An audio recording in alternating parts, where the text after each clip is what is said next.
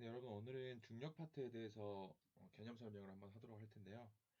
먼저 이거 듣기에 앞서서 89페이지에 있는 거 중학교 때 배웠던 거 잠깐 복습하는 그 페이지를 읽고 공부를 하면 될 것 같습니다. 오늘은 여기 90페이지부터 하도록 할게요. 일단 중력을 어떻게 표현을 해놨냐면은 보통 지구가 물체를 끌어당기는 힘을 의미한다라고 되어 있고, 이 지구가 물체를 끌어당기는 힘, 이걸 보고 중력이라고 합니다. 그리고 이 뒤에 있는 표현은 사실 만유인력에 대한 언급인데, 잠깐만 말을 하도록 할게요.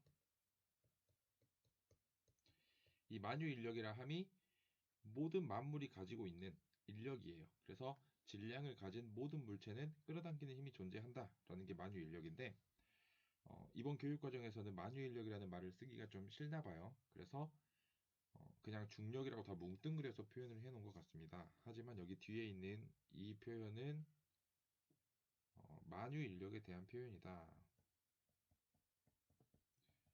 그러니까 만유인력이 굉장히 종류가 많겠죠. 만유인력이 뭐 다 끌어당기는 힘이니까.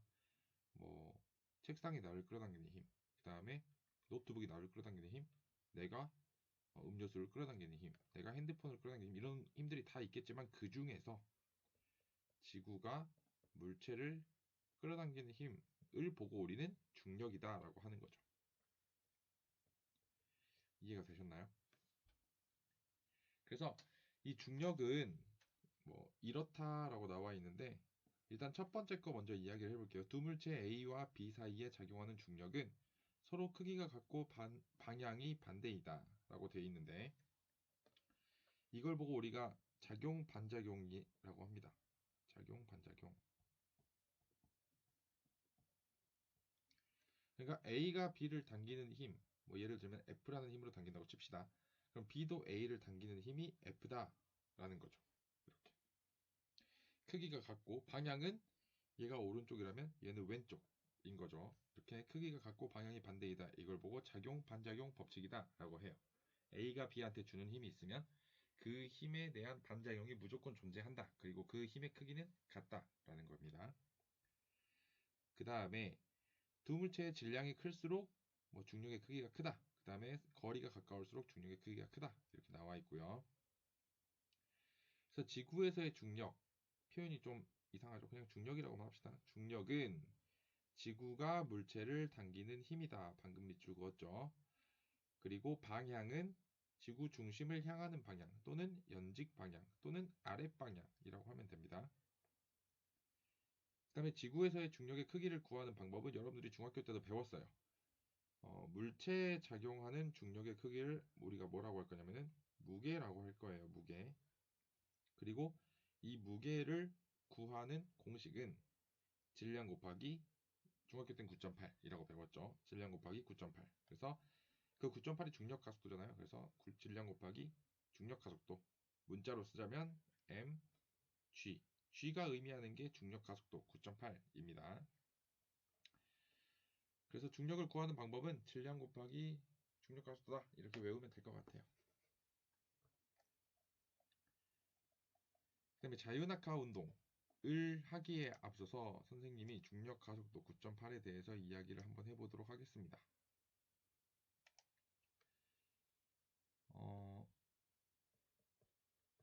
중력 가속도는 앞으로 선생님이 g라고 쓸 거고요.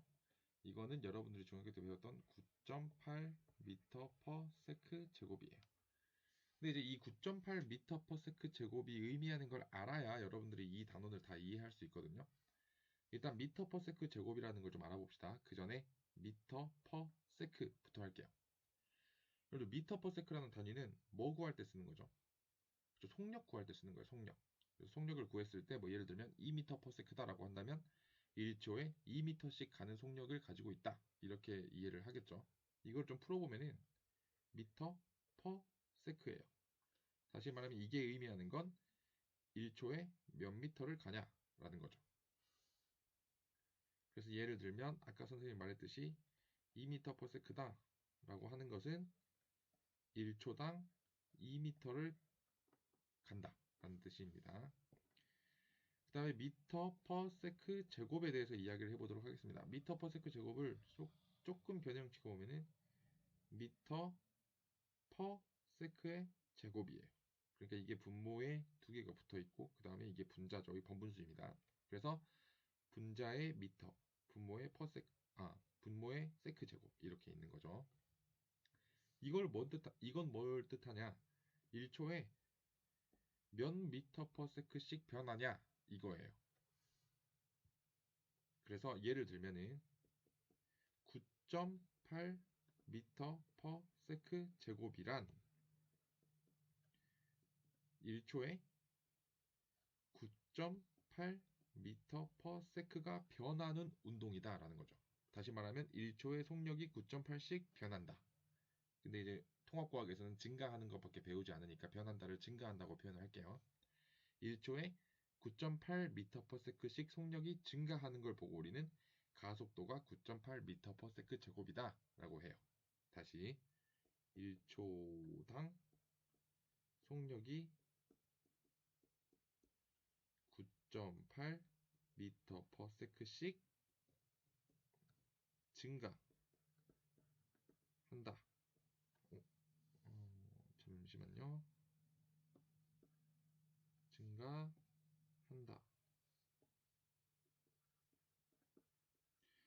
이걸 이렇게 표현을 하는 거예요. 문자로 간단하게 9.8 미터 퍼 세크 제곱. 이게 내포하고 있는 의미는 이거입니다. 꼭 알아놓고 가셔야 돼요. 그러면 이제 자유낙하 운동에 대해서 이야기를 해봅시다. 자유낙하 운동이 뭐냐면 물체가 중력만 받아서 낙하하는 운동입니다. 그래서 선생님이 여기서 물체를 그냥 가만히 떨어뜨렸을 때 정지 상태에서 출발을 한다면 0초일 때 속력이 정지 상태니까 0이겠죠. 근데 중력만 받아서 낙하하는 물체는 중력 가속도만 받으면서 낙하를 해요. 다시 말하면 가속도가 9.8 미터 퍼 세크 제곱인 상태로 낙하를 한다는 소리예요. 그리고 선생님이랑 방금 배웠죠.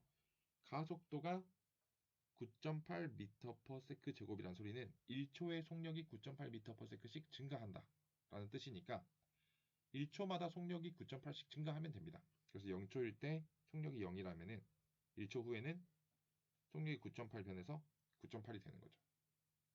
그 다음에 1초 또 지났어요. 2초 후에는 속력이 또 9.8 증가해서 19.6이 되면 되는 거고 그 다음에 또 1초 지나면 그 다음 또 9.8이 증가해서 29.4m/s가 되면 되는 거고 이렇게 1초에 9.8씩 속력이 증가하는 걸 우리는 자유낙하 운동이다 라고 하는 거죠. 그래서 밑줄을 그어보면은 물체가 자유낙하하게 되면은 일정한 크기의 중력이 작용하기 때문에 일정한 크기의 중력이 작용한다. 다시 말하면 가속도가 일정하다. 왜냐면 일정한 힘이 작용한다는 소리. 다시 말하면 F는 ma에서 일정한 힘이 작용한다는 소리는 어차피 질량은 변하는 값이 아니니까요. 일정한 가속도를 받는다라는 소리예요. 일정한 힘이 작용하면 일정한 가속도를 받는다. 그래서 물체는 1초마다 9.8m/s씩 속도가 증가하는 등가속도 운동을 한다. 가속도가 일정한 운동을 한다. 1초마다 9.8m/s씩 속도가 증가한다는 것을 앞으로는 9.8m/s 제곱이다 라고 하겠죠. 그 다음에 물체의 운동 방향은 지구의 중력 방향과 같은 연직 방향이다 라고 되어 있고 중력 가속도는 지표면 근처에서 운동하는 물체의 중력 가속도는 여기 굉장히 중요해요. 질량과 관계없이 9.8m/s로 일정하다. 질량과 관계없이의 별표를 한 50만 개 치면 좋을 것 같은데 칸이 없으니까 5개만 칠게요. 질량과 관계없이 무조건 9.8입니다. 이것도 이제 선생님이 좀 추가 설명을 한번 할게요.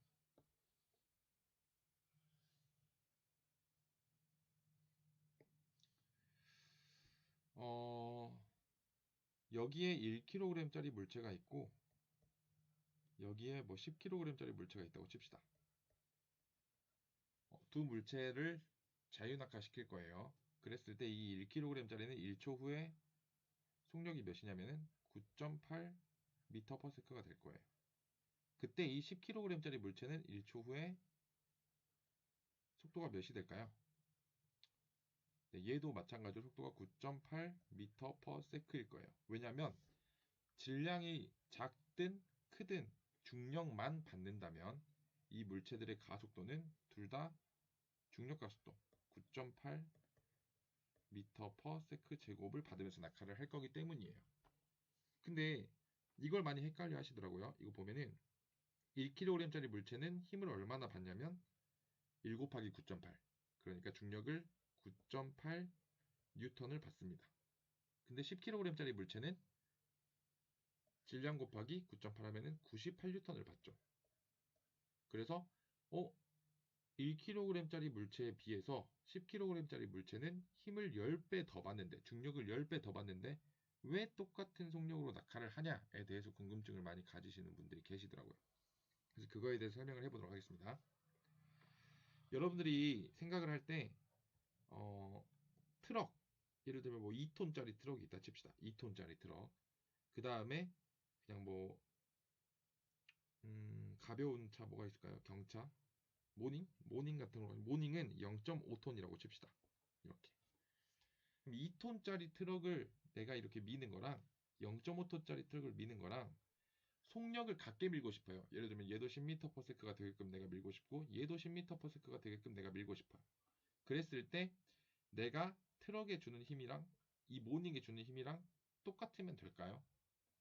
안 되겠죠. 왜냐면 2톤짜리는 더 무겁기 때문에, 뭔가 더 질량이 크기 때문에 움직이기가 더 힘들어요, 초반에. 그렇기 때문에 0.5톤짜리랑 똑같은 속력을 가지게 만들려면은 이 2톤짜리의 힘을 더 많이 줘야 돼요. 그래야 속력이 똑같을 수가 있거든요. 그래서 이게 똑같은 원리라고 생각하면 됩니다. 속력의 변화는 똑같아요. 하지만 그 속력의 변화를 똑같게 만들기 위해서는 무거운 애에 힘을 더 줘야 된다는 소리겠죠. 이해가 좀 되셨나요? 이게 F는 ma로 우리가 풀어서 설명을 했을 때 힘을 많이 받는다고 함은 가속도가 크기 때문에 힘을 많이 받는다라는 게 아니고, 가속도는 무조건 일정합니다. 질량에 상관없이 무조건 9.8로 일정해요. 낙하하는 물체는. 그렇다면은 변할 수 있는 건 이거밖에 없겠죠.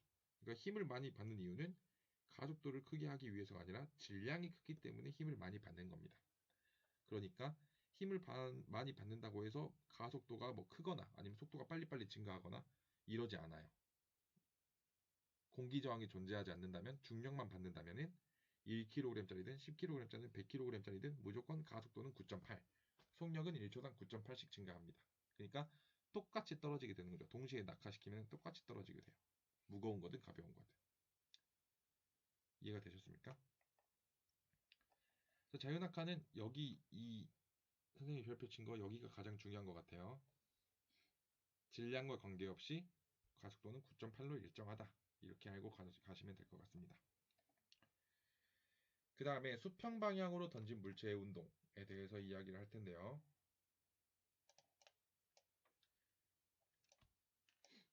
수평 방향으로 던진 물체는 2차원 운동이죠. 그러니까 여기 아래로의 운동도 우리가 알아야 되지만 양옆으로의 운동도 우리가 알아야 돼요. 이런 2차원적인 문제를 다룰 때에는 항상 물리학에서는 이렇게 이 방향, 이걸 연직 방향이라고 합니다. 연직 방향 나와 있죠. 연직 방향과 그 다음에 이 방향, 수평 방향, 이렇게 두 방향을 항상 따로따로 고려를 해야 됩니다. 그래서 문제를 봤을 때 이건 내가 연직 방향만 봐도 되겠다라고 생각하게 되면은 연직 방향만 다루면 되고, 그 다음에 이건 수평 방향의 운동만 다뤄도 내가 이걸 해결할 수 있겠네라고 생각하시면 수평 방향의 운동만 보면 됩니다. 그러니까 따로따로 보는 연습이 필요해요. 그래서 수평 방향으로 던졌다라는 건 선생님이 수평 방향으로 처음에 속도를 줬다라는 뜻입니다. 예를 들면은 뭐 이쪽 방향으로 5m/s의 속력으로 던졌다 칩시다. 이랬을 때 아랫방향으로 작용하는 힘은 일단 중력이 있어요. 이거 지우고 할게요. 이제 연직방향, 수평방향 배웠으니까. 아랫방향으로는 중력이 항상 작용하죠. 하지만 처음 속도는 없습니다. 그래서 중력. 그 다음에 오른쪽 방향으로는 힘이 작용하지 않아요. 그러니까 이 수평 방향으로는 힘이 작용하지 않아요. 대신에 처음의 속력 5m/s만 존재할 뿐이죠. 그럼 이걸 따로따로 보면 됩니다. 연직 방향 먼저 볼게요. 연직 방향은 배웠으니까 먼저 보는 거야. 여기에 처음에 물체가 있죠. 이 물체가 연직 방향으로는 속력을 처음에 가지고 있을까요? 안 가지고 있죠. 얘는 지금 수평 방향으로만 5m/s를 가지고 있는 상황이고 연직 방향으로는 속력을 가지고 있지 않은 상황입니다. 그래서 이 연직 방향으로는 처음에 속도가 0인 상태로 출발을 하면 되고 중력을 받으니까 중력 각도를 받으면서 낙하하면 되죠. 그래서 1초 후에는 한 이쯤에 있을 거고 그때 얘의 속력은 1초 후의 속력은 9.8. 그 다음에 2초 후에는 한 이쯤, 그 다음에 19.6이겠죠. 3초 후에는 이쯤, 4초 후에는 이쯤, 5초 후에는 이쯤에 있겠네요. 이런 식으로 속력이 점점 증가하니까 이동하는 거리가 점점 늘어나죠. 하지만 수평 방향으로 봤을 때는 수평 방향으로는 힘이 존재해요, 안 해요? 힘이 존재하지 않고 있어요. 그리고 힘이 존재하지 않는다는 말은 속력이 변하지 않는다는 말입니다. 저번 이제 중학교 때 배웠겠지만 힘이 작용하지 않으면 속력이 일정해요. 반대로 힘이 작용한다라는 소리는 속력이 무조건 변한다는 소리입니다. 그러니까 힘이 작용하지 않기 때문에 속력이 변하고 있지 않는 거죠. 여기서는 5m/s가 계속 유지가 되면 됩니다. 1초 후에도 5m/s, 2초 후에도 5m/s 이런 식으로. 그래서 1초 만에 건 거리가 한 이쯤이라고 친다면 2초 동안은 이렇게 이 거리랑 이 거리는 동일해야 되는 거죠. 3초 뒤에도 여기 동일한 거리, 4초 후에도 여기 동일한 거리 이런 식으로 속력이 일정하니까요. 그래서 이걸 합쳐보면은 1초 후, 1초 후. 그래서 여기가 진짜 1초 후에 물체가 있는 곳이고요. 2초 후, 2초 후. 여기가 진짜 물체가 있는 곳이고 3초 후, 3초 후. 이렇게 따로따로 봤던 걸 합쳐주면은 이런 식의 위치가 나오죠. 이걸 쭉 이어보니까 아 얘는 이런 운동을 하겠구나 라고 알 수 있는 겁니다. 이렇게 포물선을 그리면서 내려가는 거죠. 그래서 이게 수평 방향으로 던진 물체의 운동이고 중요한 건 연직 방향 따로 수평 방향 따로 여러분들이 봐주셔야 한다는 점이에요. 그래서 수평 방향으로는 속도가 일정한 등속 직선 운동을 한다.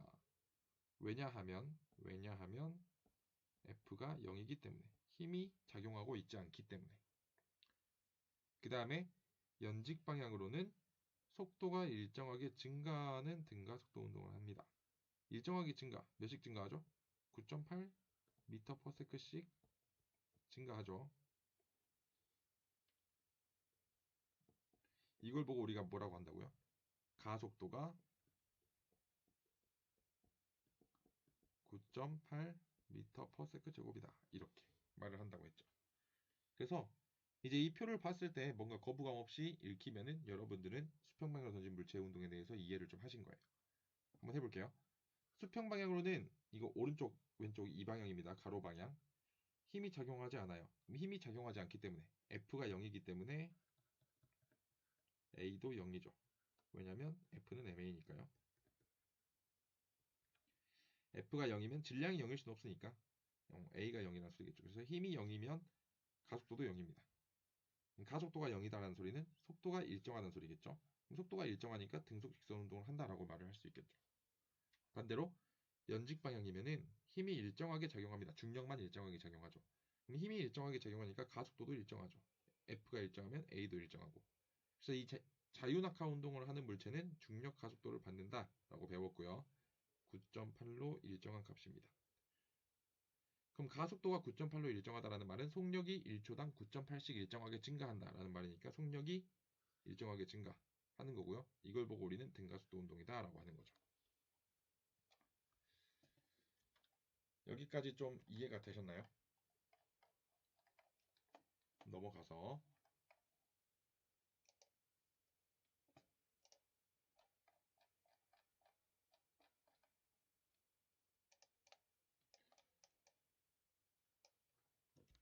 91페이지 보면은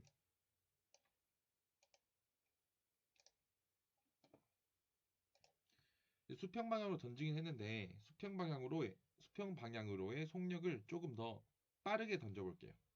원래는 5m/s로 던졌었는데 아까 전에는 이번엔 10m/s로 던진다면은 아까 던진 게 노란색이었다면 파란색처럼 움직일 거예요. 이렇게.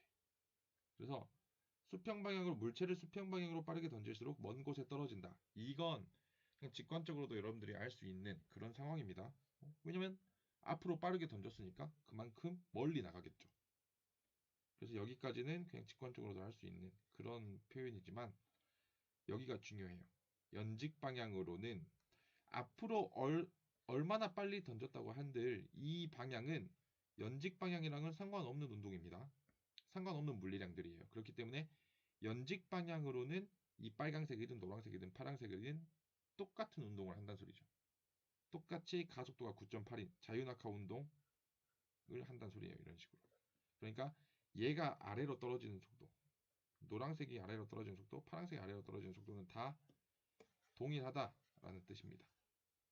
그래서 연직 방향으로는 중력만 작용하기 때문에 처음 높이가 같으면 동시에 바닥에 도달한다. 그래서 1초 후에 보면은 여기가 처음에 시작할 때라면 1초 후에 이렇게 나와 있는데 이 세 개가 다 지금 높이가 똑같죠. 그 다음에 2초 후에도 이 세 개가 높이가 똑같고 3초 뒤에도 이 세 개의 높이가 똑같고 4초 뒤에도 똑같고 5초 뒤에도 똑같고 6초 뒤에도 똑같고 둘 다 셋 다 6초 뒤에 땅바닥에 닿네요. 이렇게 수평 방향으로의 처음 속도는 낙하 시간에는 영향을 미치지 않는다. 왜냐하면 낙하 운동은 연직 방향의 운동이고 수평 방향으로 던진 그 속력과는 아무 상관없다라고 생각을 하시면 될 것 같아요. 뉴턴의 사고 실험은 그냥 넘어가겠습니다. 그 다음에 중력과 역학적 시스템이라고 나와 있는데 여기 나온 것들은 그냥 신소재 외웠던 것처럼 다 외워야 돼요. 다 알아야 됩니다. 이 예시들. 중력은 지구 시스템과 생명 시스템에서 일어나는 여러 가지 자연현상에도 매우 중요하게 작용한다 라고 나와 있고요. 지 표면 근처에서 대기층이 형성되는 이유, 중력이 있기 때문에 기체를 잡아당기는 힘이 있기 때문에 기체 분자들이 지구 주위에 이렇게 머물러 있을 수 있겠죠. 그래서 대기층이 형성이 되고요. 대류현상은 좀 잘 나오는데 대류현상이 일어나 대기와 물이 순환한다. 여러분들 대류현상이 일어나는 원인이 뭐냐면 밀도차에 의해서 밀도가 작은 물체들은 또는 뭐 물질들은 위로 가고 밀도가 큰 물질들은 아래로 가고 이렇게 되는 현상 때문에 대류현상이 일어나는 거죠. 그래서 대류현상이 일어나서 대기와 물이 순환한다. 여기서 중요한 거는 무겁다, 뭐 가볍다, 또는 위로 간다, 아래로 간다. 이러한 표현들이 나오면 다 중력에 의한 현상이라는 소리예요. 뭐냐면 무겁다, 가볍다라는 것도 사실 중력이 없다면은 느낄 수가 없는 거거든요. 여러분들이 중력이 없는 곳에 갔다고 칩시다. 우주 한가운데에 갔어요. 그때 체중계에 올라갈 수 있을까요? 올라갈 수가 없어요. 왜냐면 끌어당기는 힘이 존재하지 않기 때문에. 그러면은 무거운지 가벼운지 우리가 알 수 있는 방법이 없죠. 그런 표현 자체가 중력이 있기 때문에 생성된 표현이다라는 거. 위아래도 마찬가지예요. 지금은 중력이 우리를 아래쪽으로 잡아당기고 있기 때문에 아래쪽이라는 개념이 딱 생긴 거지만 우주 한복판에 가면은 아래라는 개념이 없겠죠. 어디가 아래인지 어디가 위인지 구별할 수가 없겠죠. 그런 것들. 대류 현상을 표현할 때 밀도가 큰 뭐 공기라고 칩시다. 밀도가 큰 기체는 뭐 무거우니까 아래로 가게 되고 밀도가 작은 기체는 가벼우니까 위로 가게 된다. 이런 표현을 쓰게 될 텐데 이런 표현을 쓴다면 무조건 중력에 의한 현상이에요. 이해되셨죠? 그 다음에 달과 지구 사이에 중력이 작용하여 밀물과 썰물 현상을 일으킨다. 밀물 썰물 현상을 일으키는 원인은 굉장히 많지만 그 중에 하나입니다. 중력도. 이게 지구고 이게 달이라고 쳤을 때 지구에는 굉장히 많은 물이 있어요. 근데 달과 가까운 물, 여기 바다랑 먼 물, 여기 바다가 달에 의해 받는 이 중력의 크기가 달라요. 그렇기 때문에 물의 흐름이 좀 달라지겠죠. 그 현상 때문에 일어나는 거고. 그 다음에 생명 시스템에 미치는 영향. 식물의 뿌리가 아래로 자라는 거 이것도 중력 때문입니다. 은근히 쉬운데 잘 나와요. 그 다음에 코끼리나 하마가 단단한 골격으로 이루어져 있다. 이것도 마찬가지로 중력에 의한 현상입니다. 왜냐하면 중력이 없다면은 굳이 그 큰 몸을 뭐 버틸 필요가 없겠죠. 코끼리가 만약에 무중력 상태에 간다고 쳤을 때 굳이 자기 그 큰 몸을 뭐 1톤, 2톤 되는 큰 몸을 버틸 필요가 없는 거예요. 근데 지구는 중력이 있고 그 몸을 버텨야 되기 때문에 골격이 크게끔 이루어져 있는 거죠. 그 다음에 길이는 다른 동물에 비해서 혈압이 높다. 사람 같은 경우는 심장과 뇌가 그렇게 거리가 멀지 않아요. 근데 기린 같은 경우는 이제 목이 굉장히 길고 심장이 여기 있다고 치고 뇌가 여기 있다고 쳤을 때 이 심장이 기린의 뇌까지 이렇게 중력에 반해서 혈액을 올려야 되는데 그러려면은 펌핑을 굉장히 강하게 해야겠죠. 심장이 어마어마하게 펌핑을 강하게 해야 여기까지 올라갈 수 있는 거예요. 이 혈압이 높다라고 하는 거죠. 혈압도 높고 기린의 심장은 원래 커요. 그래서 뭐 심장을 이루는 근육도 단단하고 이것도 다 중력에 의한 현상이다라는 거죠. 개념 속속은 여러분들이 알아서 풀어보고요. 그다음에 중력을 받는 물체의 운동 이것도 이제 문제를 풀면서 더 자세히 할 테니까 여기서는 그냥 이 정도만 알아놓으면 될 것 같아요. 뭐만 알아놓냐? A는 지금 자유낙하 운동을 하고 있고 B는 앞으로 수평 방향으로 던져진 물체의 운동을 표현하고 있는 건데 결국에 시간에 따른 높이는 똑같다. 이 정도. 그래서 A의 운동과 B 운동에서의 연직 방향 운동은 똑같은 운동이다. 이걸 좀 알고 있으면 될 것 같아요. 그래서 데이터를 분석을 해봤을 때 자유낙하하는 쇠구슬 A의 데이터랑 수평 방향으로 던진 거에 연직 방향의 데이터가 지금 어때요? 값이 다 똑같이 나와 있죠. 이렇게 이 두 운동은 같은 운동이다라는 거. 그래서 그래프도 똑같이 나옵니다. 이 그래프에 대해서는 좀 이야기를 할게요.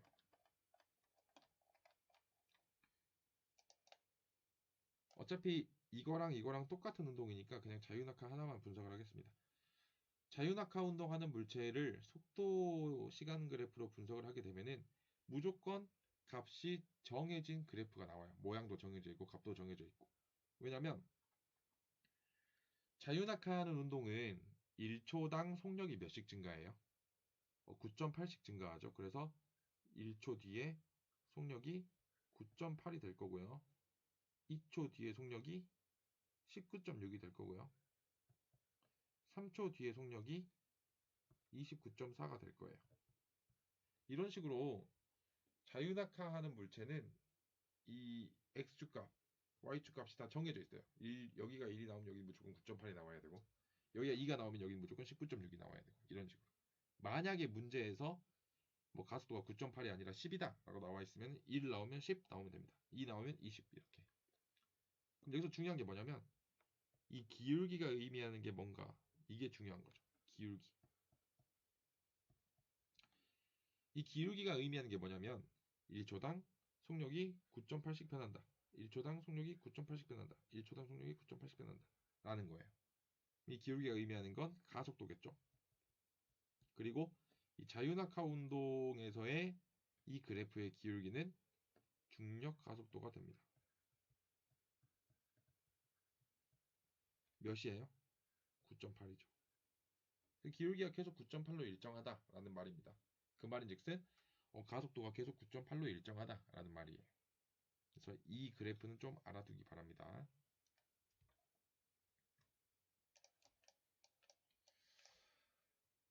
나머지 부분은 여러분들이 그냥 하면 될 것 같고 문제도 여러분들이 좀 풀어보시고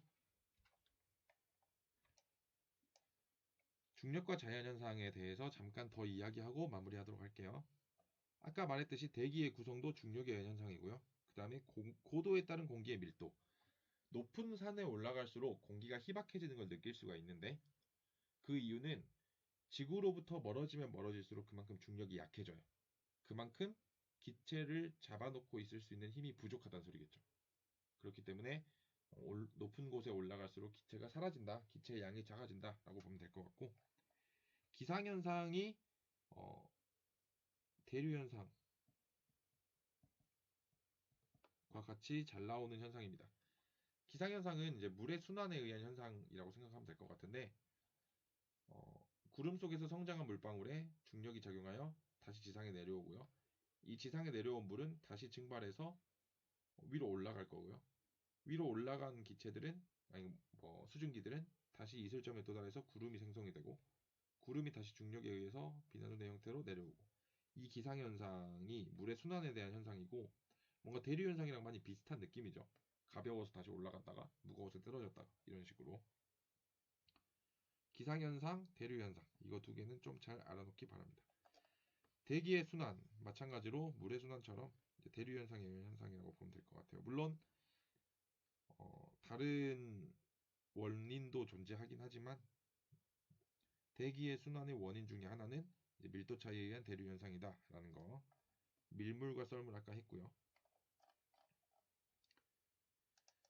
그 다음에 세포 뿌리, 식물 뿌리 같은 것들도 방금 했고 동물의 몸 구조도 했고요. 몸의 균형, 전정기관이라고 하죠. 이 전정기관 안에는 이석이라는 게 들어있는데 이 이석이 중력에 따라서 움직이게 되는 거고 이 이석의 움직임을 뇌에서 판단해가지고 지금 몸 상태가 이렇구나 균형을 이렇게 잡아야겠구나라고 판단을 하는 거죠. 혈관의 판막 올라와야 하는 혈관에서 중력에 의해서 다시 내려가는 그 역류를 방지하기 위해 있는 게 판막입니다. 그래서 판막도 중력이 있기 때문에 있는 거라고 생각하시면 될 것 같고요. 조류는 중력에 반해서 날아야 되기 때문에 몸이 가벼워야 되죠. 그래서 뼈가 이렇게 굉장히 많이 비어 있어요. 밀도가 낮은 뼈들로 이루어져 있습니다. 이거 외에도 잘 나오는 게 하나만 더 이야기를 하고 끌게요. 양초를 켰을 때 지구에서 양초를 켜면 불 모양이 이런 식으로 나옵니다. 근데 우주에서 양초를 켜면은 불 모양이 이런 식으로 나와요. 왜냐하면 지구에서는 양초를 켜게 되면 그 주변의 기체들이 굉장히 뜨거워지겠죠. 그리고 이 뜨거운 기체들은 밀도가 상대적으로 낮습니다. 밀도가 낮은 기체는 어떻게 돼요? 올라가려고 하죠. 그래서 뭔가 올라가려고 하는 기체들 때문에 불 모양이 이런 식으로 형성이 되는데 무중력 상태에서는 그런 게 없어요. 그래서 촌농도 뭐 떨어진다는 말을 쓰기가 좀 그렇죠. 촌농도 그냥 고여 있고 불도 이렇게 올라가려고 하는 게 없이 그냥 이렇게 동그랗게 켜집니다. 이게 출제가 좀 많이 됐었고요. 모의고사에. 그 다음 문제들은 수업 시간에 좀 푼 다음에 다음 주에 한번 녹화를 하도록 하겠습니다. 여기까지 개념 설명이었고요. 공부 열심히 하시기 바랍니다.